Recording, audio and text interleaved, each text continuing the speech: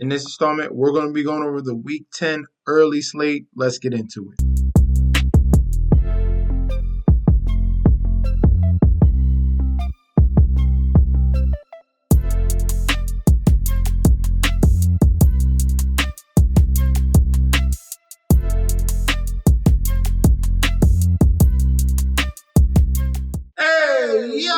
Welcome back to the channel. It's your boy Chef D, and I'm here to give you the winning ingredients for our Week 10 NFL early slate we got going on. But before we deep dive into that, don't forget to like, comment, and subscribe to the channel. Make sure you follow me on Instagram and Twitter at MetsNetShitsD. Don't forget about the TikTok at Chef_D91, and don't forget about that Patreon. Right now, we're at the homepage of the YouTube channel, currently at 8.62 thousand subscribers. This is the road to 10K, and we're well on our way because you guys are showing up each and every single day. If you guys are already subscribed, continue to like and comment. That helps the YouTube algorithm so we can grow to a much broader audience. All right. Now, for the Patreon, you guys missed out on an absolutely phenomenal Thursday. We hit on another huge TD parlay, as you can see here, with the 50% boost. Jamar Chase, Chase Brown, Rashad Bateman, Derrick Henry, 20 for 712. That came through there. I gave that to everyone there in the community parlay. Also, I gave out Jamar Chase, Chase Brown, and Bengals plus 10.5. That was 25 for 122. And for the Bengals, I like them to cover that spread. They covered 5.5. The under did not hit, but I did have Jamar Chase 2+ touchdowns, all right? And that came through as well. He wound up having 3. He had a phenomenal game in that one. So if you want winning plays, all right, definitely, especially on these Thursday, Monday night games, these single separated events here, we've been destroying them. So you got to go to that comment section description down below. Sign up right now for this Patreon and get signed up. I'm so excited to announce I have partnered with BetStamp and Sign Up Expert to provide you guys with an easier way to sign up with any sportsbook in your area. If you go to the link in the description down below, you will be directed to this page you see here. It automatically displays all available sportsbooks in your area plus their current promotions. For example, you could take the plays given in this video and apply it to any other sportsbooks you don't currently have and reap the rewards. Now let's get into the slate. First game for the early slate here, we have the Carolina Panthers here, 2-7, going up against the New York Giants, 2-7 here. This game is in Munich, Germany here, so they're going to be at Allianz Arena. So another international game out of London, moving over to Munich here between the Giants and the Panthers. For the odds, Giants minus 275 on the money line with the comeback of the Panthers at a plus 220. Point spread at 6.5. Total points at 40.5. All right. Public bet percentage here, 74% of the bets on the side of the Giants, but we have 53% of the money here on Carolina. So sharps looking at the Carolina Panthers as a value here on the road. Well, both teams are on the road here, but technically the Panthers are the home team. For the point spread here, 71% of the bets coming in at for the Carolina Panthers plus 6.5. But we have 72% of the money here on the side of the Giants. So public and sharps are in opposite directions here on this game with the point spread. Total points, 70% of the bets towards the over. But we have 59% of the points towards the under 40.5. All right, now looking at this injury report here between these two teams that are bottom feeders. First, starting off with the Carolina Panthers, we have Jadeveon Clowney looking like he's going to be fine with non-injury related days off he had on Wednesday, and then he came back full practice Thursday, Friday. Big loss here. Ikem Ekwonu, he's going to be out there. Tackle Adam Thielen's going to be out. Jamie Robinson is going to be doubtful. Jonathan Brooks, questionable again for this week. Jordan Fuller, questionable. Tommy Tremble, questionable. DJ Wonnum, questionable. And Lonnie Johnson, questionable here. So the big injury here is going to be to their tackle because the New York Giants defensive line and defense period is number 1 in the league in sacks with 35 sacks. This is going to be the biggest test here for the Carolina Panthers, whose line has been solid. They do have some depth But when you're going up against Dexter Lawrence, Brian Burns, and Kayvon Thibodeau, you're going to have some big trouble, all right? For the Giants, Bryce Ford Wheaton, backup like fourth string wide receiver, special teamer. He's going to be out. Darius Slayton's going to be out in concussion protocol. So that's going to definitely lean more towards Neighbors and Wan'Dale Robinson. Graham Gano is questionable, but he's trending towards playing. Matthew Adams questionable. Darius Musau questionable. And Jason Pignock is going to be questionable as well. So this game here between the Giants and the Panthers, we have the Panthers finally coming through with a win. It's been a long time since they've gotten a victory here, and that was a spot where it really caught people off guard with New Orleans getting back Derek Carr.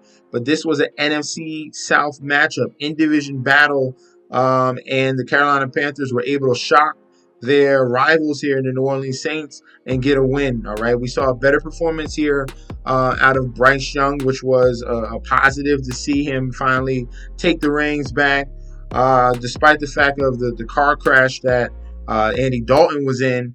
Bryce Young was able to take advantage. Looked like he has improved and learned from sitting down just a little bit there, and was able to get a victory. Giants are reeling right now, 4 straight losses. Bengals, Eagles, Steelers, Washington Commanders, all those tough losses there. The only one that was clearly a blowout was the Philadelphia Eagles. Every other game they had an opportunity, and this is a spot where they can definitely take advantage. Like you see sacks. They're first in the league against sacks, 35 here, and this is where they can definitely make things uncomfortable here for Bryce Young. Also a point here, if they can dominate on the defensive line, then we can see them dominate on the offensive trenches as well, because the Carolina Panthers are 32nd overall and 32nd in the red zone, giving up 132 yards a game and 4.6 yards a carry. And Tyrone Tracy has been super dynamic since he's been the number 1 running back here. He's back healthy in this spot, and this bodes a lot of trouble here for the Carolina Panthers. And I think this one is going to be a complete sweep. I like the Giants to bounce back. I think they have the advantages on the D-line and offensive line. They can get the run game going and get pressure on Bryce Young and force him to make mistakes, and that's going to slow down the offense there.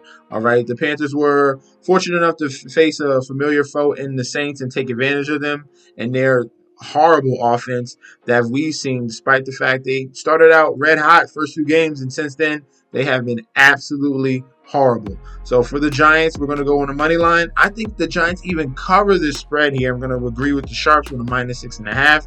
And for the total, give me the under on the 40.5. In Soldier Field here, we have the Chicago Bears 4-4 going up against the New England Patriots 2-7. Current odds for this game here: AFC versus NFC battle. Bears home favorites here, -275 on the money line, with the comeback of the Patriots at a +220. Point spread set at 6. Total points set at 38.5. All right, public bet percentage here: 91% of the bets, 85% of the money, all over the Chicago Bears on the money line. For the point spread, a little bit closer here: 58% of the bets, 59% of the money towards the Bears to cover the -6.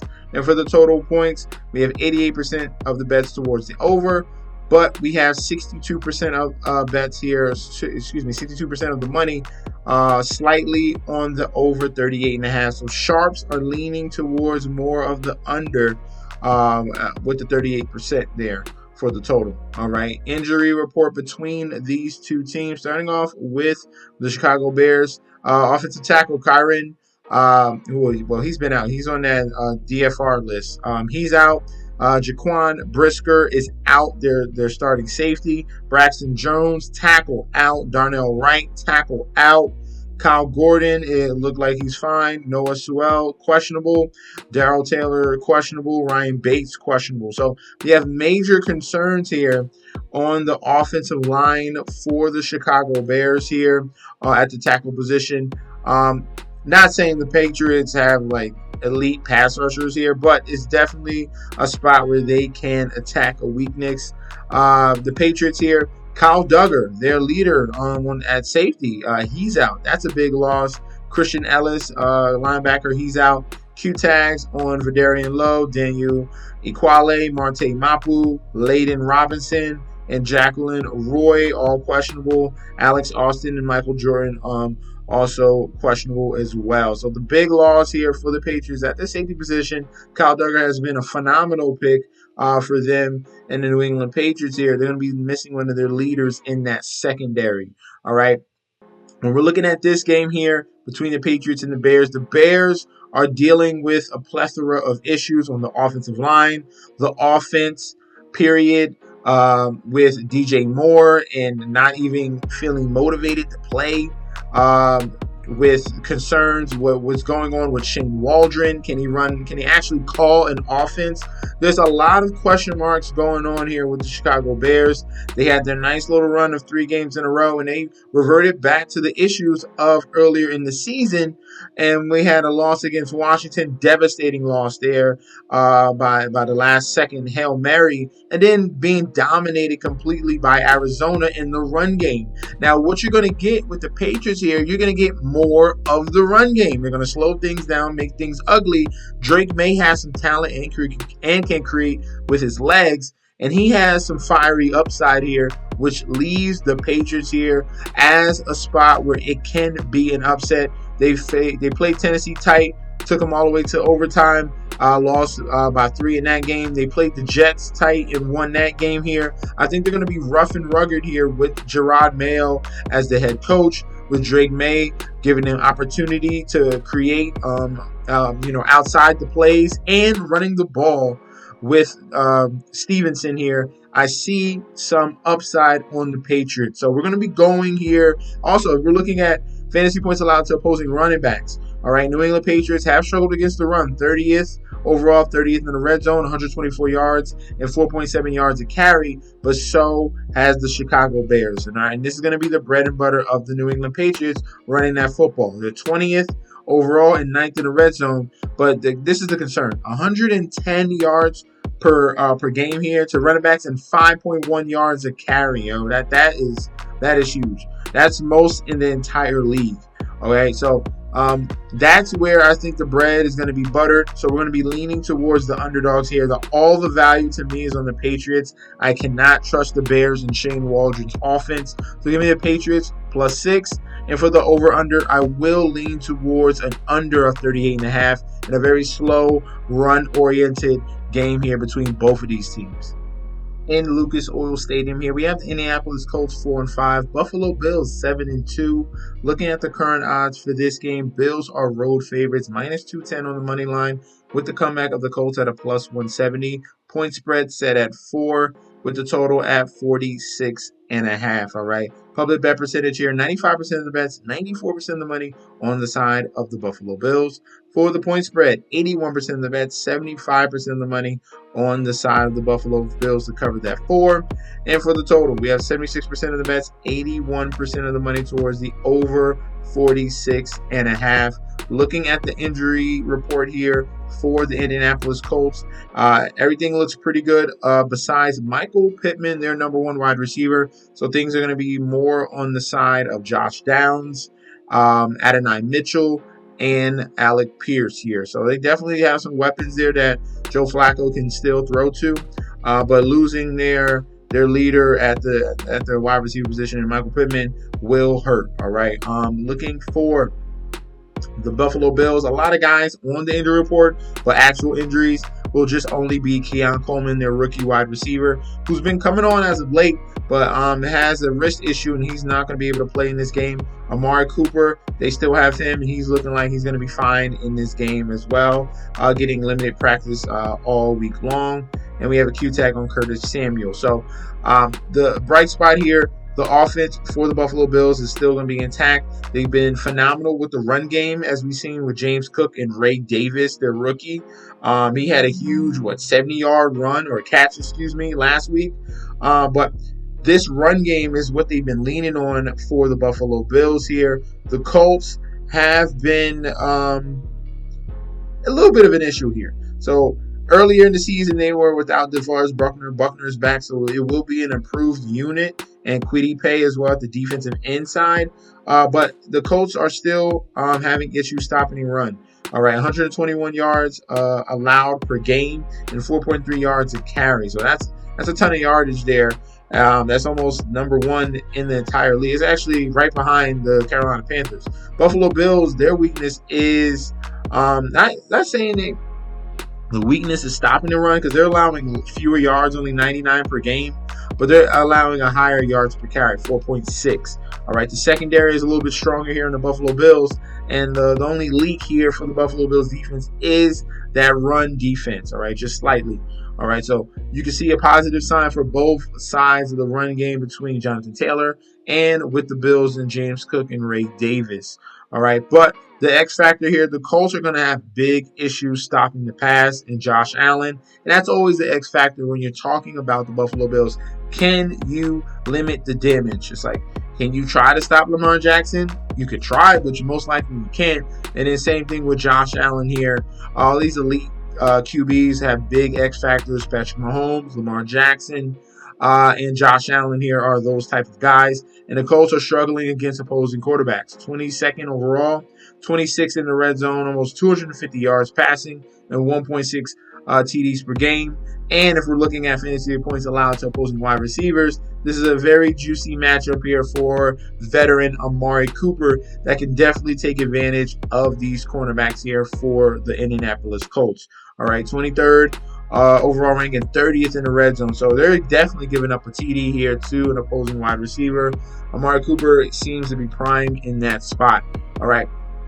Valiant effort from the Colts the last 2 weeks, but they've come up short against Houston and against Minnesota. But this is a whirlwind here in the Buffalo Bills, and they're on fire 4 in a row.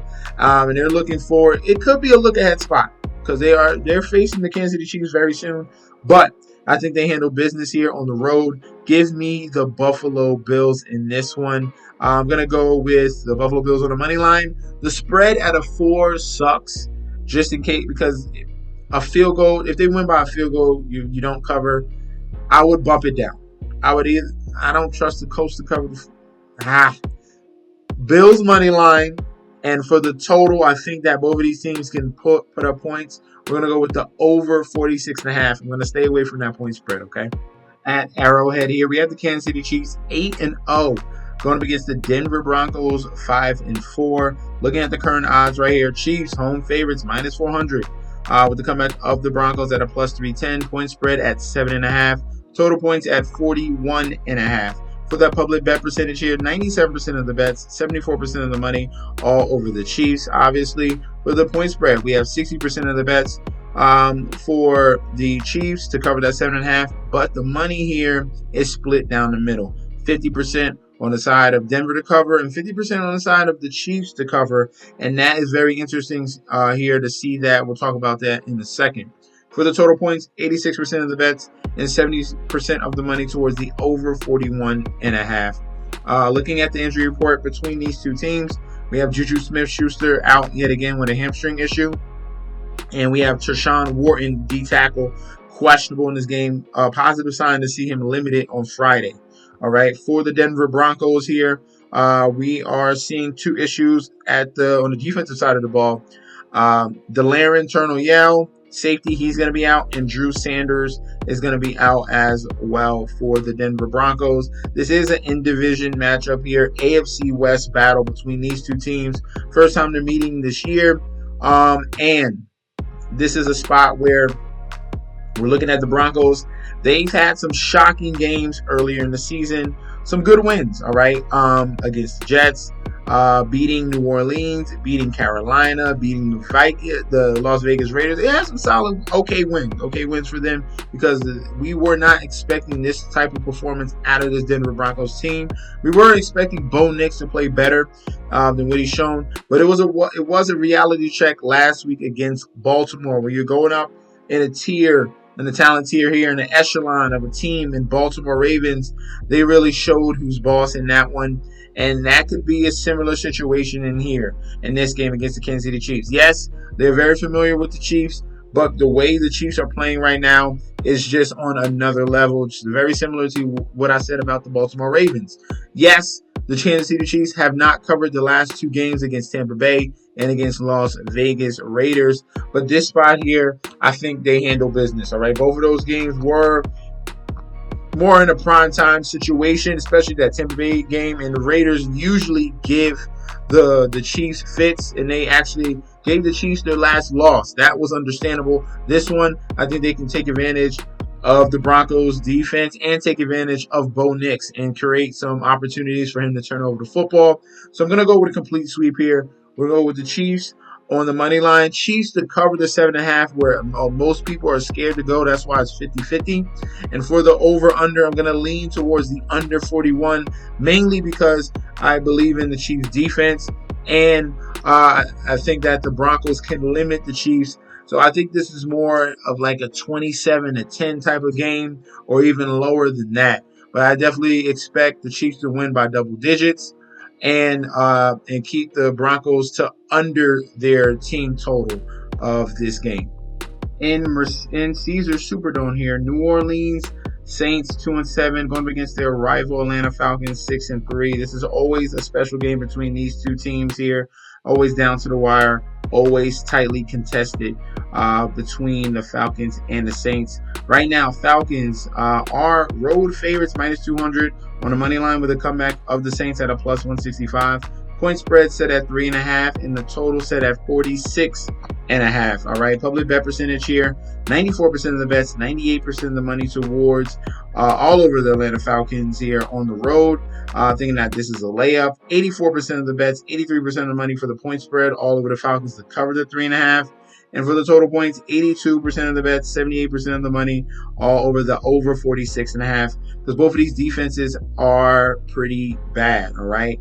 Looking at the injury report here, major injuries for the Saints at the wide receiver front. No Chris Olave, he's out with a concussion. Cedric Wilson Jr. shoulder, he's out. Kool-Aid McKinstry, cornerback, he's out. Lucas Patrick, O-lineman, he's out.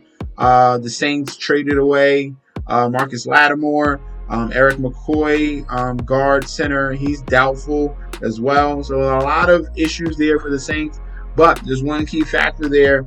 Dennis Allen is gone, and that might weigh more than anything. All right, Dennis Allen being gone, should galvanize this team here, and that's what usually happens when it goes through an interim. You have turnover, you get a bounce back performance from the team, you get elation, you get opportunity, you get hope.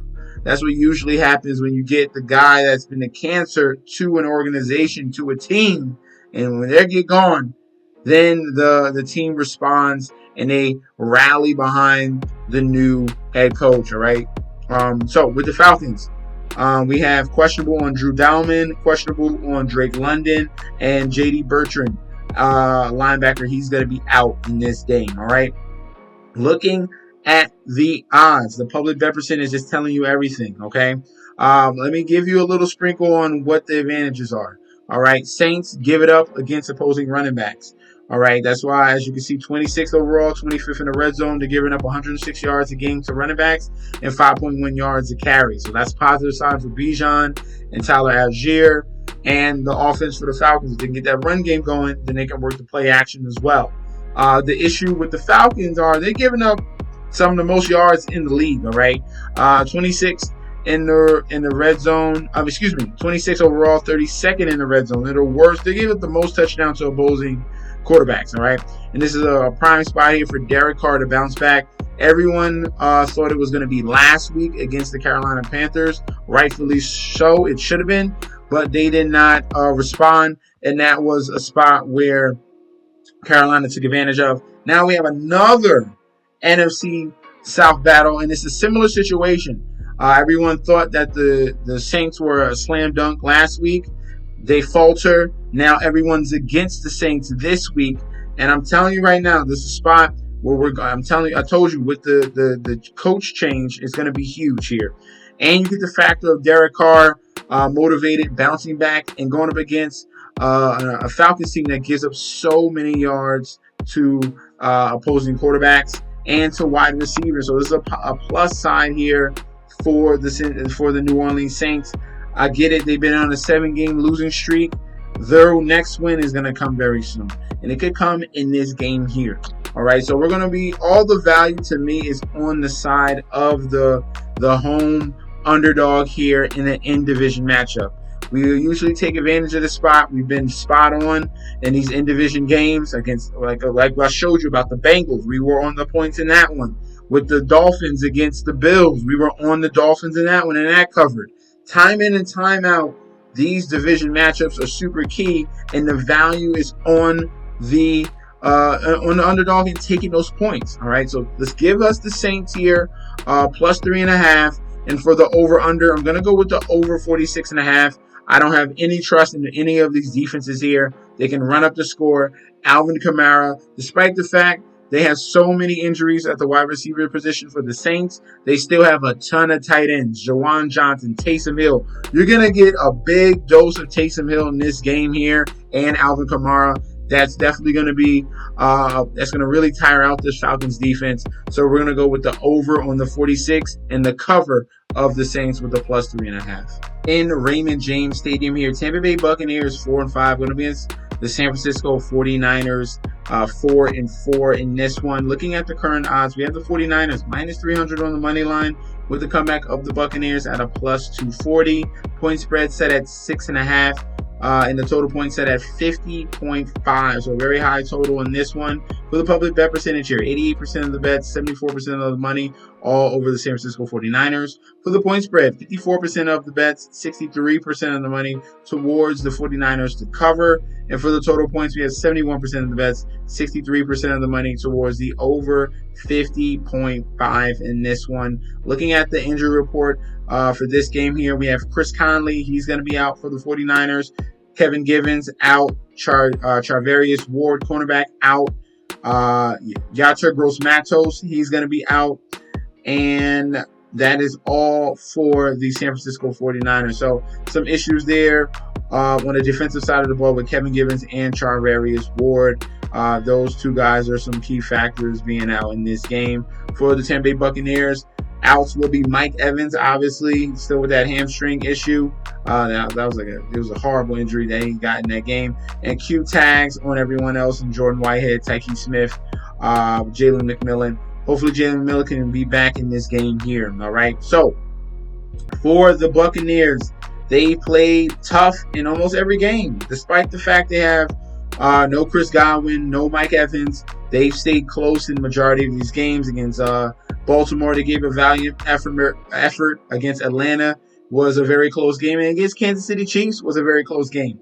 All right, so going up against San Francisco 49ers that is getting back Christian McCaffrey, that's going to be a big X factor. And that's why it's juicing all the numbers here for everyone to take the 49ers and take the 49ers to cover. That's the big question. I ultimately think the 49ers will win this game. And here, just because of all the factors with the Buccaneers defense, all right? Buccaneers defense has been a big issue. 24th overall, 28th in the red zone against opposing running backs. They're giving up 4.9 yards a carry. That's no bueno. If we're looking at opposing quarterbacks, Buccaneers giving up 31st overall and 30th in the red zone to opposing QBs. And we got a healthy core for the 49ers. You got CMC, you got Debo, and you got Kittle. That's very formidable there, and that's going to be provide a lot of problems. But I do think the Buccaneers can keep it close. So if we're going with a winner, give me the 49ers on the money line. If we're going with the spread, I think I can lean toward the Buccaneers to keep this close yet again. If you want to bump it up to a 7, I would definitely feel more comfortable with a 7.5. For the over-under, I will lean towards the over 50.5 points. I think it can be a little bit of a shootout here between both of these teams. All right, the 49ers defense, it's not like they're not the same defense that they were last year. And the Buccaneers is definitely a very leaky defense this season as well. In Northwest Stadium here, we have the Washington Commanders 7-2 going up against the Pittsburgh Steelers 6-2. Looking at the current odds here, Steelers are road underdogs here plus 125. Commanders home favorites here minus 150 with the point spread set at 3. Total points set at 45. Public bet percentage here, 68% of the bets, 49% of the money on the side of the Pittsburgh Steelers. For the point spread, we have 65% of the bets, 70% of the money on the side of the Steelers to cover that 3. And for the total points, we have 83% of the bets, 89% of the money towards the over 45 in this game. All right, very interesting matchup here. Red Hot Steelers versus Red Hot Commanders. All right, looking at the injury report here for the Washington Commanders, Marshawn Lattimore is going to be out, who they newly acquired. Cornelius Lucas, tackle, he's going to be out. Brian Robinson, that's a big, it's a pretty solidified out there with Brian Robinson. They're going to be more leaning on Austin Eckler and Jeremy McNichols at the running back position. Okay, Colson Yankoff, third string tight end, he's going to be out in this game as well. For the Pittsburgh Steelers, Terrell Edmonds, safety, he's out. Nick Herbig, linebacker, he's out. And that is all for the Pittsburgh Steelers. So we have two very, very well-oiled machines here going at it between the Steelers and the Commanders. For the Steelers, 3-game winning streak here with Russell Wilson being acclimated to this offense. They got through both New York teams pretty easily there and dominated those games. Commanders, another 3-game winning streak. Destroyed Carolina, handled Chicago, and handled the New York Giants as well. So this is going to be a very intriguing matchup here between these two. We have both of these teams here. Steelers going to rely on that run game, and then the efficiency of Jaden Daniels has been super dynamic. It's been a very potent offense. They continue to get first downs. They continue to move the ball down the field. And that's going to be the question mark there. Can the Steelers figure out Jaden Daniels? Because he's had an answer for almost everything, not only with his arm, also with his legs, getting timely first downs, creating opportunities, and putting points on the board. It doesn't have to be touchdowns, but it seems like this Washington team can just move the ball down the field, get 3, get 7. They're going to find a way to put points on the board. Steelers coming up against a very tough test here in this Commanders defense that we thought was leaky, but they've been pretty solid this year, giving the opportunity here for the Commanders to win these games and keep them in games as well. So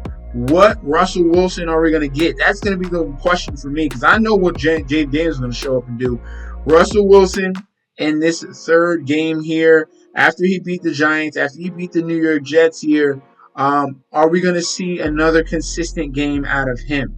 All right, and that's the major question mark. I think they have the right team favored in this one, especially the Commanders at home. And they're giving you the full 3, all right? Nothing indicating towards the Steelers, hey, this is they're better in this spot here. This is solidified Washington team, and I think that they're going to come through in this game here. So give me the Commanders on the money line. I'll even take the Commanders to cover the 3 because all the public money and sharps are on the side of the Pittsburgh, thinking that they're a sneaky underdog. But I'm going to fade them. Give me the Commanders to money line. Give me Commanders to cover. And for the total of the over-under, I'm going to lean towards,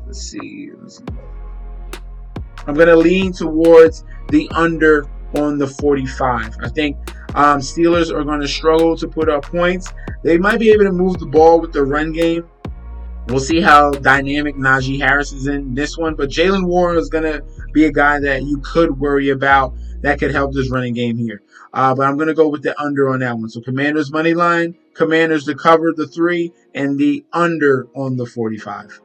In Everbank Stadium here with the Jacksonville Jaguars 2-7, going against the Minnesota Vikings 6-2. Looking at the current odds here, we have Vikings road favorites -350 on the money line, with the comeback of the Jacksonville Jaguars at a +260. Point spread set at 7, and the total set at 43.5.